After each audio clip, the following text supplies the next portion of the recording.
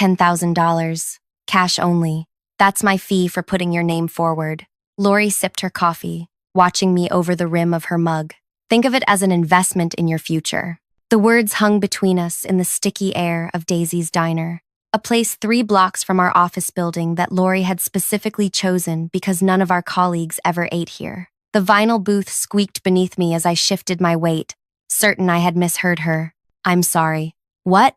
$10,000, she repeated, setting her mug down with a soft clink. That's what it costs to get your application in front of the board. Her tone was casual, as if discussing the weather or weekend plans, not career extortion.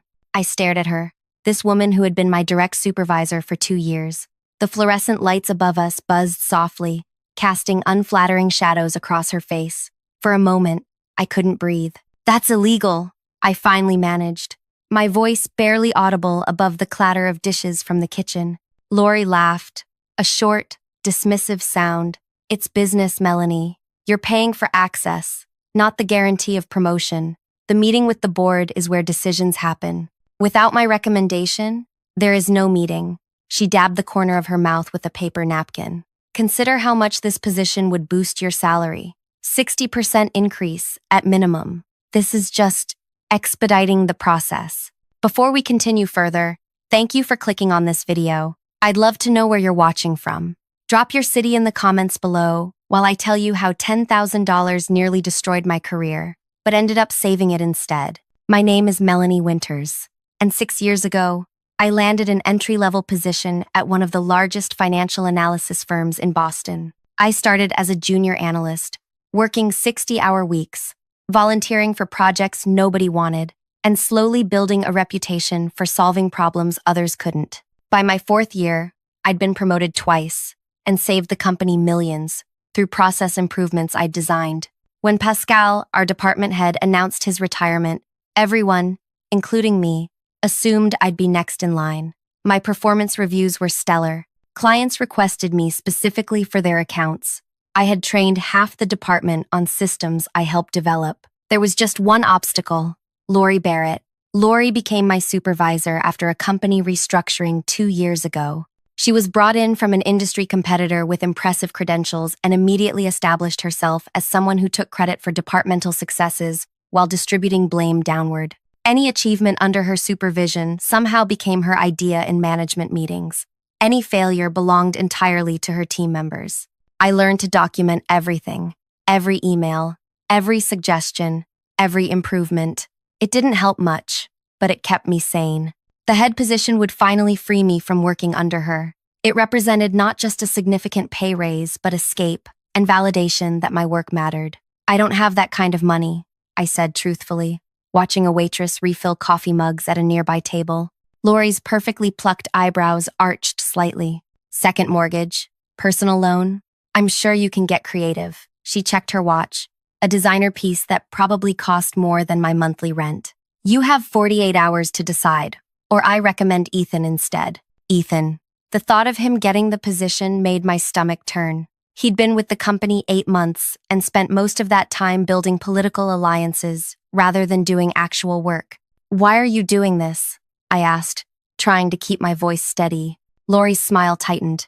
Because I can. She gathered her purse, sliding out of the booth. Thursday, noon, same place. I expect an answer. That night, I couldn't sleep. My apartment felt too small, the walls closing in as I paced from room to room. The promotion would increase my salary enough to finally start tackling my student loans in earnest. I'd been planning to help my younger sister with her college tuition next year. Lori had calculated everything perfectly. She knew about my financial situation. I'd mentioned my loans during a team-building exercise months ago. She knew I'd been passed over for advancement at my previous job despite promises from management. She knew exactly how much this opportunity meant to me. I sat on my small balcony until 3 in the morning, watching the city lights and considering my options. I could report her, but it would be her word against mine. I could refuse to pay, but then Ethan would get the position, and I'd be stuck under Lori's supervision indefinitely. I could try to gather the money, but even if I emptied my emergency savings and maxed out my credit cards, I'd still fall short. The next day at work was torture. Lori acted completely normal, stopping by my desk to ask about client reports and deadlines, as if she hadn't just demanded a bribe. I smiled and responded professionally, while my mind raced through scenarios and possibilities. During lunch break, I withdrew $200 from my emergency fund, all I could spare, and bought a small digital voice recorder from an electronics store down the street. Not the latest model, just something basic that worked. When I returned to the office, I found an email from Lori requesting projected figures for the next quarter. I spent hours compiling the data, triple-checking everything. If there was even a small error, she would use it against me. That evening, I rehearsed what I would say in front of my bathroom mirror, how I would get her to repeat her demand clearly, how I would respond. I practiced keeping my face neutral, my voice calm. Wednesday crawled by. I took the recorder home, tested it multiple times, and practiced hiding it in different pockets to find the best audio quality. I chose my outfit for Thursday carefully, a blazer with a deep inner pocket where the recorder would be concealed but unobstructed. I barely slept Wednesday night. By the time I arrived at Daisy's diner on Thursday, my hands were trembling slightly. I tucked them under the table as Lori slid into the booth across from me. "So," she said without preamble, "have you made your decision?" I needed more from her. More explicit statements. More evidence. "I need more time to get the money together," I said, watching her reaction carefully. Lori's mouth tightened. "Time isn't something I can give you. The board meets next week. Can you at least confirm exactly what I'm paying for?" I asked, heart pounding so loudly I worried she might hear it. She leaned forward, lowering her voice. "You're paying for my endorsement to the selection committee. 10,000 guarantees your application reaches the board. Nothing more. And if I refuse?" Her smile was thin and predatory.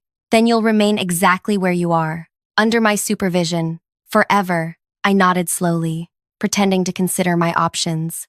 "I'll have your money tomorrow." Relief flickered across her face. She thought she'd won. Smart choice. Cash only, like I said. Small bills. Meet me here. Same time. As she left, confident in her victory, something hardened inside me. I wouldn't be bringing her money tomorrow. I had something else planned entirely. Instead of gathering cash that evening, I made a single phone call to the company's ethics hotline. Anonymous. Detailed. With a timestamp of when they could expect evidence to arrive via email. Then I went home, connected the recorder to my laptop, and listened to our conversation. Her demands were clear, explicit, undeniable. I sent the audio file through a temporary email address to the ethics department with a simple message. "Lori Barrett is selling promotions." The next morning, I arrived at work early, completed my assignments, brought Lori coffee the way she liked it, medium roast, splash of almond milk, no sugar. She accepted it with a knowing smile, assuming I was already trying to curry favor. "Looking forward to our meeting later," she said. "Absolutely," I replied. "I'll see you at noon." I never showed up at Daisy's that day. Instead, I sat at my desk, methodically working through financial models while my future hung in the balance. At 12:15, my phone buzzed with a text from Lori. "Where are you?" I didn't reply. At 12:32, she returned to the office, face flushed with anger. She marched directly to my cubicle and leaned down, her voice a hostile whisper. "What are you playing at?" I looked up calmly, though my heart hammered against my ribs. "I had a client call that couldn't wait. I sent you an email." "I didn't receive any email," she snapped. "That's strange. I'll forward it again." I turned back to my computer, dismissing her. It was a small act of defiance, but it felt enormous. Lori hovered for a moment, then stalked away to her office, closing the door with controlled precision. Through the glass walls, I watched her pick up her phone, typing furiously. Moments later, my phone buzzed again. "Today, 5 p.m., my office. Don't disappoint me again." During the next few hours, I acted completely normal, completed projects, responded to emails, even helped Ethan troubleshoot an analysis that had gone sideways. Not once did I let my expression reveal the knot of anxiety in my stomach. At 4:58, I knocked on Lori's door. "Close it," she commanded, without looking up from her computer. I did as instructed, then took a seat across from her desk. The recorder was in my pocket again, just in case. "I don't appreciate being stood up," she said, finally raising her gaze to mine. "Particularly not when we have an arrangement." "I told you. I had a client call. Did you bring what we discussed?" I hesitated, then shook my head. I can't do it, Lori. Her expression hardened. Can't or won't? Both. I sat straighter. I won't pay you to do your job, and even if I wanted to, I can't access that kind of money. Lori's laugh held no humor. Then, I guess our business is concluded. She turned back to her computer. I'll be submitting Ethan's name to the committee tomorrow morning. You can go. I didn't move. You know I deserve that position. Deserve? She looked up, genuinely amused. Nobody deserves anything in this world, Melanie. You take what you can get. You play the game, and clearly, you don't know how to play. The confidence in her voice made me second-guess my plan for a moment. Was I making a terrible mistake? Would anyone even believe me? Is there anything else? She asked impatiently. I stood slowly. No, nothing else. That evening, I received an email notification for a meeting the following Tuesday. The board review for the department head position. I was not included on the invitation. Ethan's name was the only one listed as a candidate. The weekend passed in a blur of doubt and anxiety. Had I miscalculated? Would the ethics department even act on my report? Or would it be buried like so many workplace complaints? By Sunday night, I was seriously considering calling in sick on Monday, but I didn't. I arrived early, as always, made coffee in the break room, prepared for my client meetings, pretended everything was normal. At 10:17 a.m. on Monday, my desk phone rang, an extension I didn't recognize. Melanie Winters speaking. Miss Winters, this is Diane from HR. Could you come to conference room B immediately?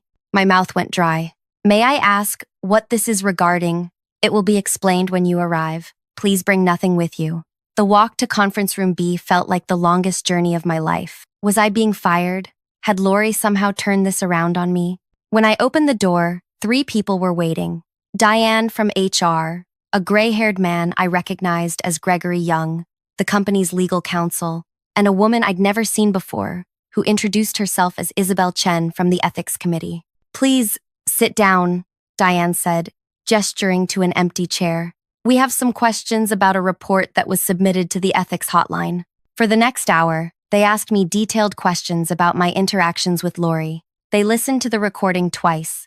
They took extensive notes. Not once did they indicate whether they believed me or what actions might follow. What happens now? I asked when they seemed finished. Gregory exchanged glances with Isabel. We're still investigating. In the meantime, please continue with your normal duties, and don't discuss this matter with anyone, including Lori, especially Lori, Isabel emphasized. Act as you normally would. I returned to my desk feeling both relieved and more anxious than before. Lori was in a client meeting, so I didn't have to face her immediately. When she eventually returned, she barely acknowledged me. The next day, Tuesday, the board was scheduled to meet at 1:30 p.m. to review candidates for the department head position. By 1:15, Ethan was pacing nervously by the elevators, straightening his tie repeatedly.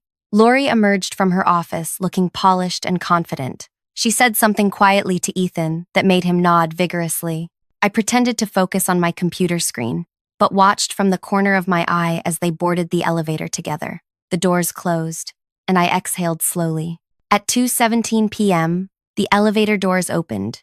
2 security personnel and Diane from HR walked directly to Lori's office. Through the glass walls, I watched as they waited. 10 minutes later, Lori returned alone.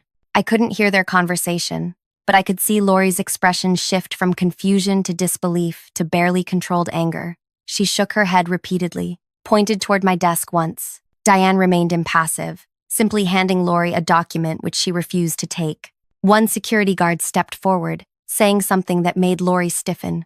She finally accepted the document, collected her purse from her desk drawer, and allowed herself to be escorted toward the elevator. As she passed my cubicle, our eyes met briefly. The hatred in her gaze could have burned through steel. 15 minutes later, Julian Reed, the company chairman, appeared from the executive elevator. He walked briskly through our department, nodding politely at startled employees, and proceeded directly to the conference room where the board was still meeting. The rest of the afternoon passed in a haze of hushed speculation. Ethan returned, looking shell-shocked, refusing to answer any questions. By 5 p.m., rumors had spread throughout the building, each version more dramatic than the last. I stayed late, finishing a client presentation, when Diane from HR appeared at my desk. "The chairman would like to see you," she said quietly. "Now, if possible." The executive floor was intimidating. All glass, steel, and success.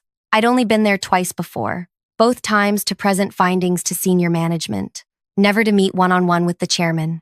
Julian Reed's office was large but not ostentatious. He stood as I entered, extending his hand. "Miss Winters, thank you for staying late. Please, have a seat." I perched on the edge of a visitor's chair, hands folded in my lap to keep them from trembling. "I'll be direct," he said, sitting across from me. "We've reviewed the evidence you provided regarding Miss Barrett, combined with other accounts that have since come forward. The situation is disturbing." I remained silent, unsure what response was expected. "You've been with us 6 years," he continued, glancing at what appeared to be my personnel file. "Your performance has been exemplary. Several clients have specifically requested you by name." He looked up. "Why didn't you come forward sooner about Miss Barrett's management practices?" The question caught me off guard. I documented what I could, but it was always subtle enough to be explained away. Taking credit for team achievements, blaming others for failures, those things happen in every workplace. Until she demanded payment for a promotion. "Yes," I agreed. That crossed a line I couldn't ignore. Julian nodded slowly. "We've terminated Miss Barrett's employment, effective immediately. The board has also decided to reassess the selection process for the department head position." My heart sank. Reassess meant delay. Delay meant possible reconsideration. "I understand, sir. The position announcement will be reposted tomorrow. I strongly encourage you to apply." He stood, signaling the end of our meeting. "The board values integrity, Miss Winters, perhaps even more than we value results." The following week was chaotic. With Lori gone and no department head, clients became anxious. I found myself unofficially managing several major accounts, working 14-hour days to maintain stability.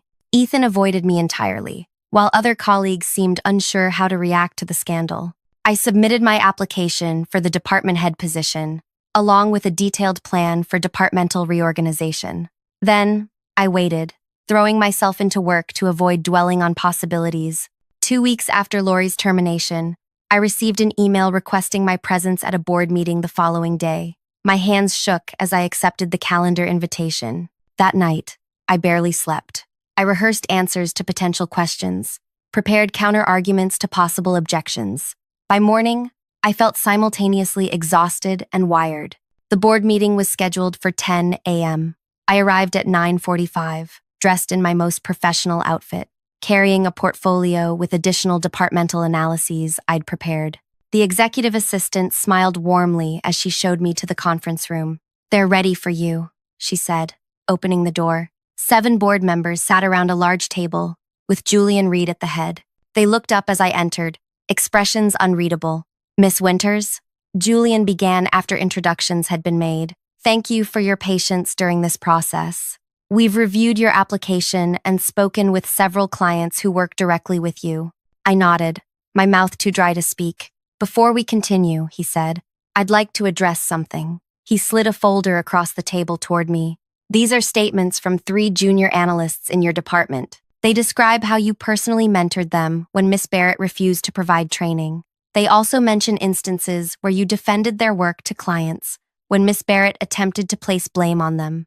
I opened the folder with shaking hands, scanning the statements quickly. Clara, Mateo, and Tyler, 3 analysts I'd helped over the past year. I hadn't realized they'd noticed or appreciated the small interventions I'd made. "I didn't do anything special," I said finally. "They're talented analysts who just needed someone to believe in them." Julian smiled slightly. "That's precisely why we'd like to offer you the department head position, effective immediately." For several seconds, I couldn't speak. The words hung in the air between us. "We'd like to offer you the department head position," as my brain struggled to process them. "Thank you." I finally managed, my voice steadier than I felt. "I'm honored by your confidence in me." Julian nodded, then continued with details about salary, responsibilities, and transition timeline. I absorbed what I could, knowing I'd review everything more carefully later. The meeting concluded with handshakes and congratulations, and I somehow made it back to the elevator before my composure began to crack. I took the rest of the day off, my first personal day in over a year, and walked through the city for hours, letting reality sink in. By evening, I sat on my small balcony with a glass of wine, making notes about immediate priorities once I officially stepped into my new role. The following Monday, Julian personally introduced me to the department as their new head. I stood at the front of our largest meeting room, facing colleagues who, until that morning, had been my peers. Their reactions varied from genuine enthusiasm to barely concealed skepticism. Ethan sat in the back row, arms crossed tightly across his chest. I know this transition comes after a difficult period. I began once Julian had left. I want to assure everyone that my priority is creating a department where merit is recognized, collaboration is valued, and ethics are never compromised. The weeks that followed tested every skill I possessed.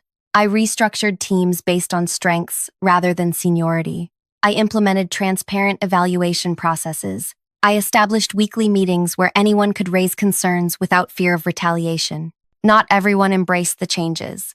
Ethan became increasingly resistant, challenging decisions in meetings and undermining directives when he thought I wouldn't notice. 2 senior analysts, who had been Lori's allies, requested transfers to different departments.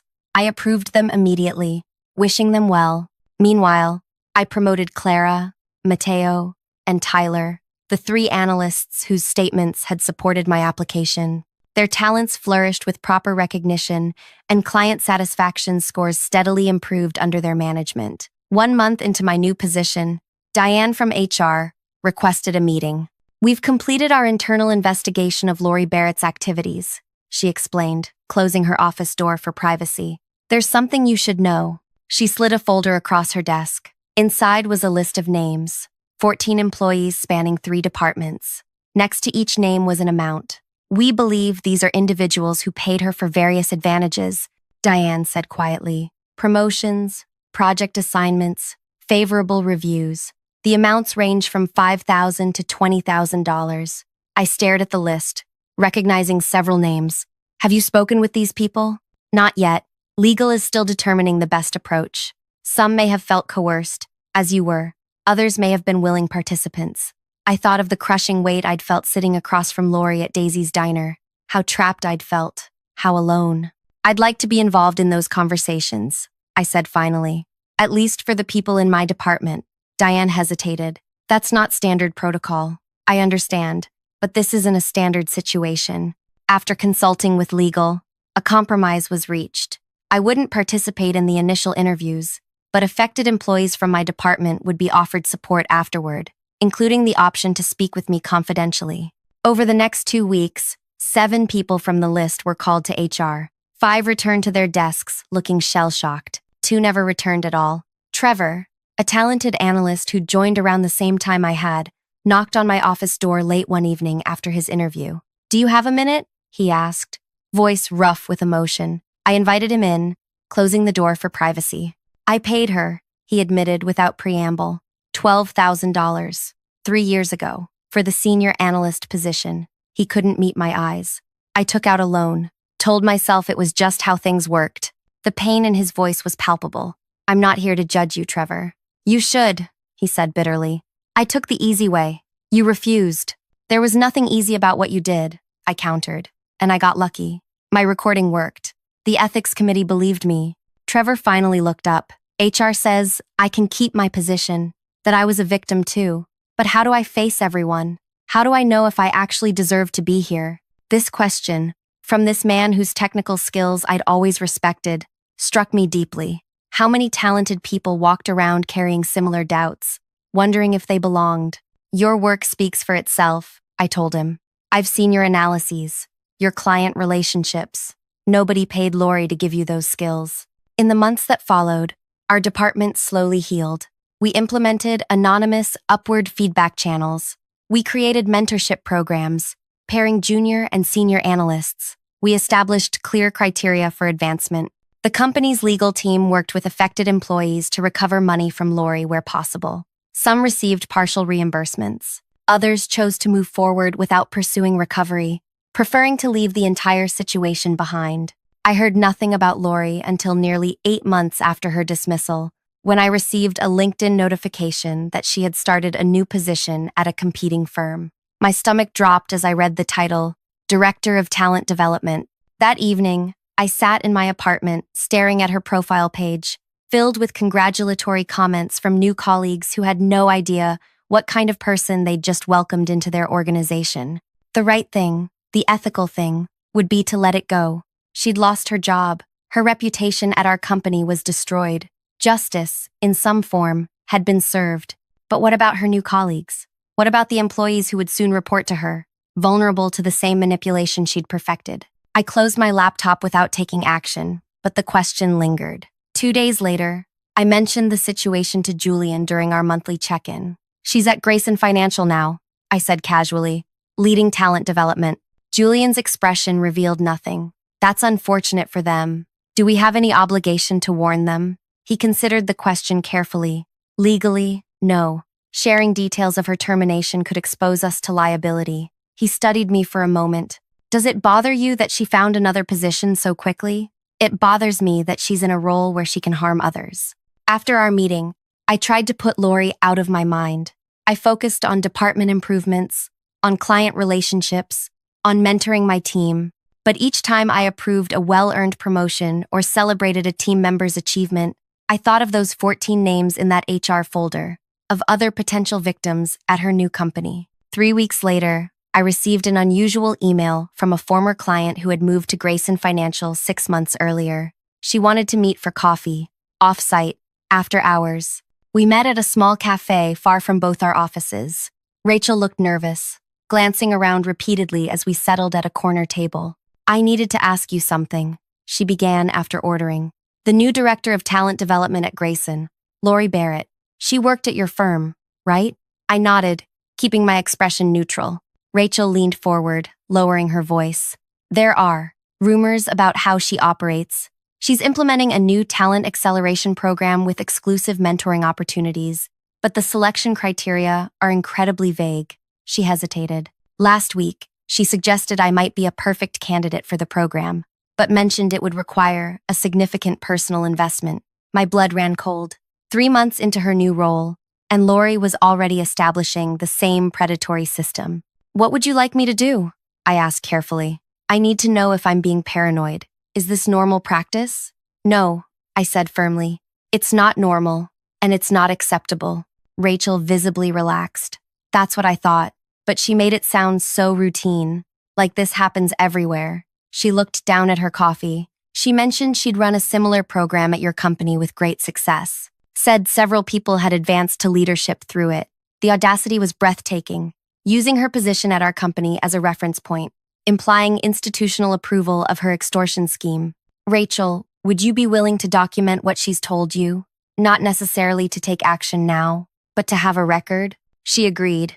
And over the next 2 weeks, she kept detailed notes of every interaction with Lori. Meanwhile, I spoke confidentially with our legal department about my concerns. They were cautious but outlined what evidence would be needed if Rachel decided to report the situation internally at Grayson.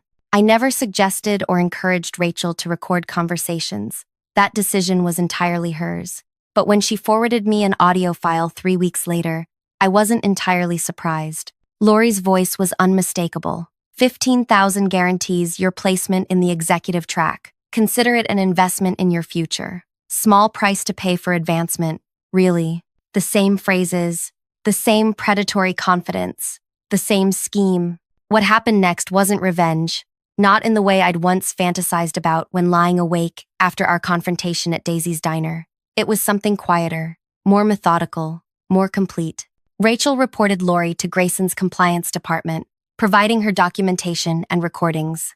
I connected Rachel with our company's legal team, who shared, with careful legal parameters, information about the pattern of behavior that had led to Lori's termination. Grayson Financial launched an internal investigation. Within 3 weeks, they uncovered 5 employees who had already paid Lori for career acceleration.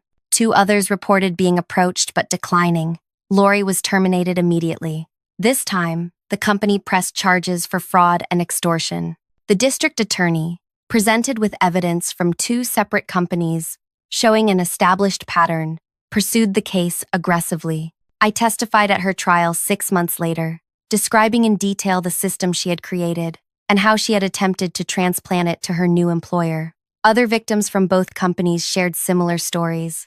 Lori was convicted on multiple counts. The judge, noting the calculated nature of her actions and the abuse of professional trust, sentenced her to 4 years in prison and full restitution to all identified victims. But the most significant consequence wasn't the criminal penalty. It was the industry-wide conversation her case sparked about ethical leadership and power dynamics in corporate settings. 3 major financial firms implemented anonymous ethics reporting systems modeled after the one that had protected me. 2 industry publications ran feature articles on detecting and preventing similar schemes. The 14 names on that HR list, they all eventually came forward, freed from shame by the public exposure of Lori's methods.